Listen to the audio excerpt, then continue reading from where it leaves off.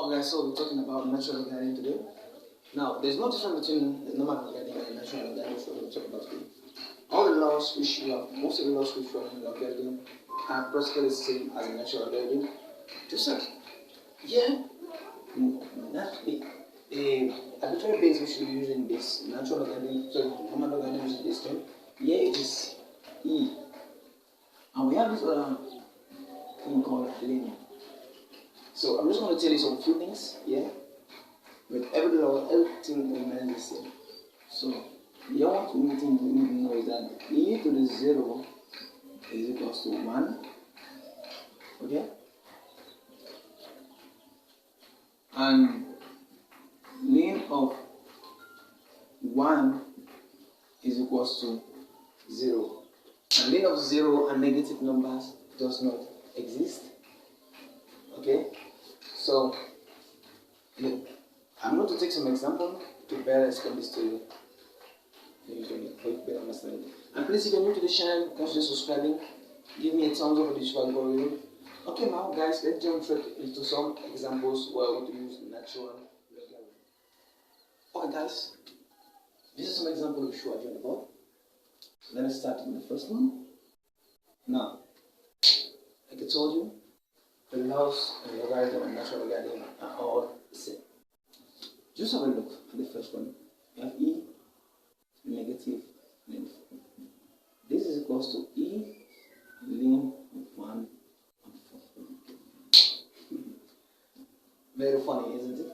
But remember, in the last video, log a b equals to 1 and log b a is equals to negative log b a. Okay? Well, we know that 4 is the same as 4 divided by 1. So, let me just go gradually. No, go on linear. Ready? Okay? So we have ln of 1 and 4. So this is equals to 1 of ln 1 and 4. Also 4 and 1 is negative ln 4. Okay? So we have this. Now this, you can also have this in another way. Remember that here we're going to have ln 1 and 4 is equals to ln 1 minus ln 4. Okay? And ln 1 is 0.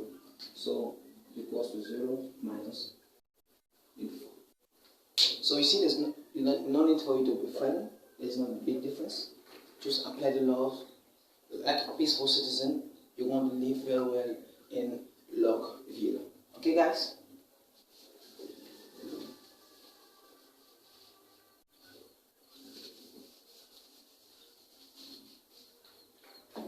So, now, there's one thing we should mention. E to the ln of x is equal to x. So, this implies that the answer here is equal to 1 and 4. This is the value, this is the answer to this problem, 1 and 4. Now, take the next example. You're going to see pure indices in logarithm.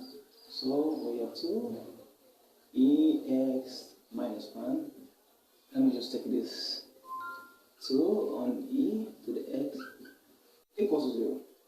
So, multiplying all through by e to the x, we end up having e to the x squared minus e to the x minus 2 equals to 0. Again, we let our e to the x equals to certain constant, and I always choose e, right? Because I'm asking why. Okay, so we let e to the x equals e. This implies that e squared minus e minus 2 equals to 0. So now we have e squared plus e minus 2e minus 2 equals 0.